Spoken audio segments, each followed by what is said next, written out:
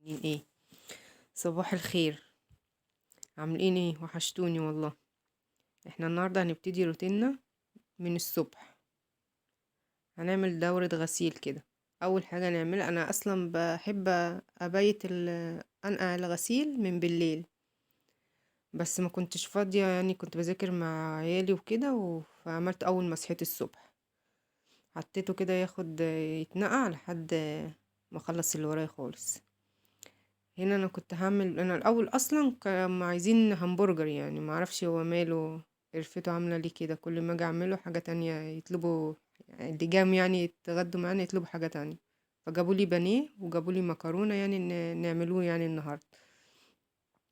نسمي الله كده ونبتدي.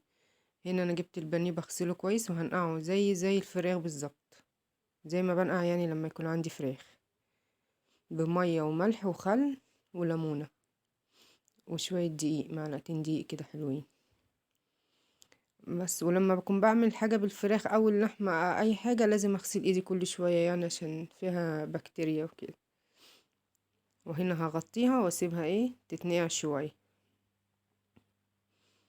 كان لسه بدري يعني، ما كناش، لا كان لسه بدري يعني نسيبها تتنقع شوية. هنا كان كيسين مكرونة و... والطماطم، وعملت جنبها سلطة، والحمد لله على كده. وبصل اخضر طبعا، الشتا طبعا وعلى البرد، يعني بصل انا بحبه شخصيا يعني. وكان في جرجير برضه هاخدهم، اقطع بس كده الجدر بتاعهم اللي تحت، والجرجير ده هاخده عند الحوض وانضفه وانقعهم بشوية مية وخل.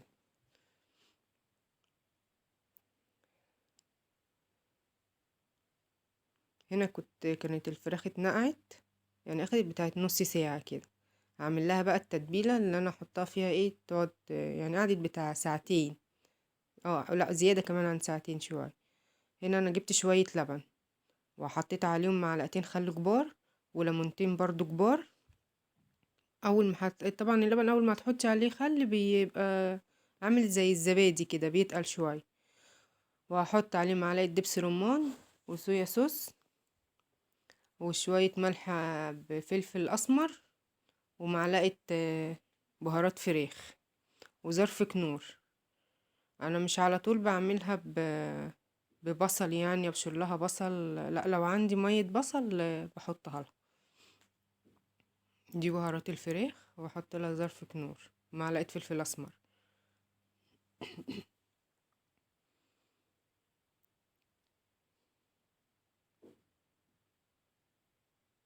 بتبقى حلوة والله، يعني حطيتها كده في التتبيلة، نقعتها فيها وحطيتها تتبل في التلاجة كده، قعدت شوية حلوين.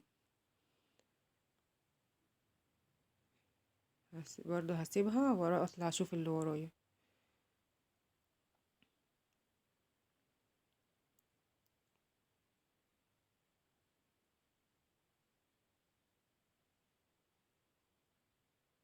كنت غسلت الفراخ كويس وسبتها تتصفى في مصفى، وهي حطها كده. والتتبيلة اللي هتفضل برضه هحطها في العلبة برضه.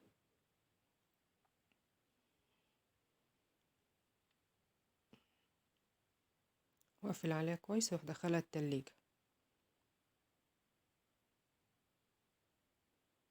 الليمون على فكرة في تتبيلة البانيه بيديها طعم حلو قوي. هنا كان عندي المرايات كلها كانت عايزة تتمسح. عندي عيالي عشان قصيرين، كل ما يجوا يسرحوا، ف المية تيجي على المراية، فمرة مع مرة المراية بتبقع، وإيديهم طبعا. مسكت المرايات كلها بتاعت الشقة كلها ومسحتها يعني.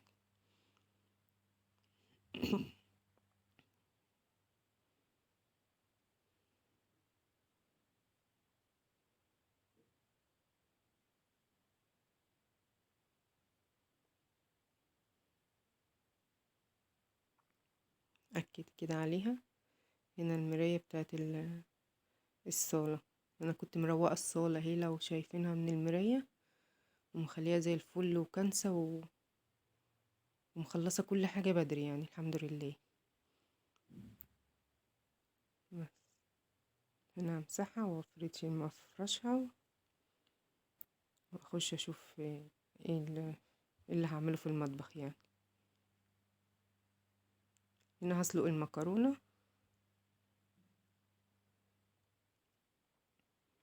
واغسل الطماطم دي بتاعت الصلصة، وبتاعت اخدت برضه كام واحدة كده عملت بيها طبق سلطة. انا بعمل الصلصة بتاعت المكرونة، بحط فيها قرون فلفل اخضر، لو عندي احمر بحطه كده، وبصلتين. النهاردة عملتها ببصل، ما عملتهاش بتوم او بصل وتوم، لا عملتها ببصل بس. وكترت البصل لان هم عايزين البصل ياما في التسبيكة يعني، تسبيكة الطماطم.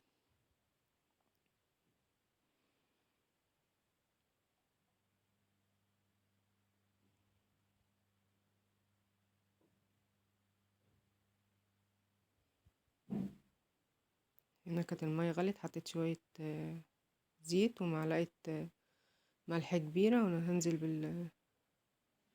بالكيسين المكرونة.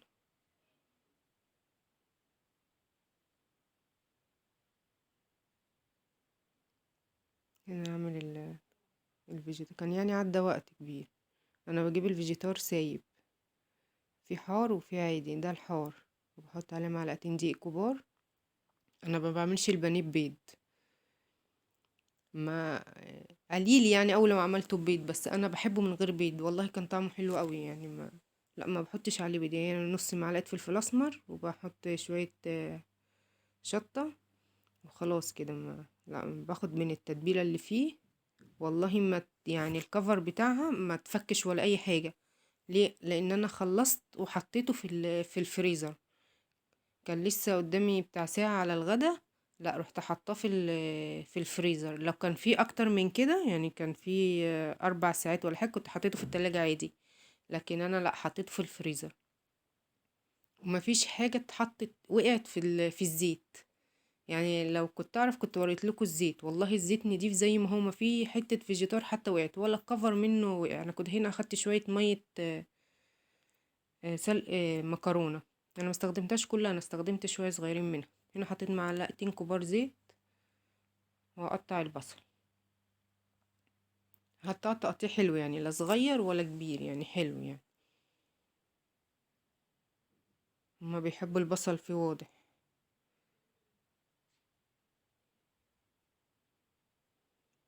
هنا احط معلقتين زيت على المكرونة.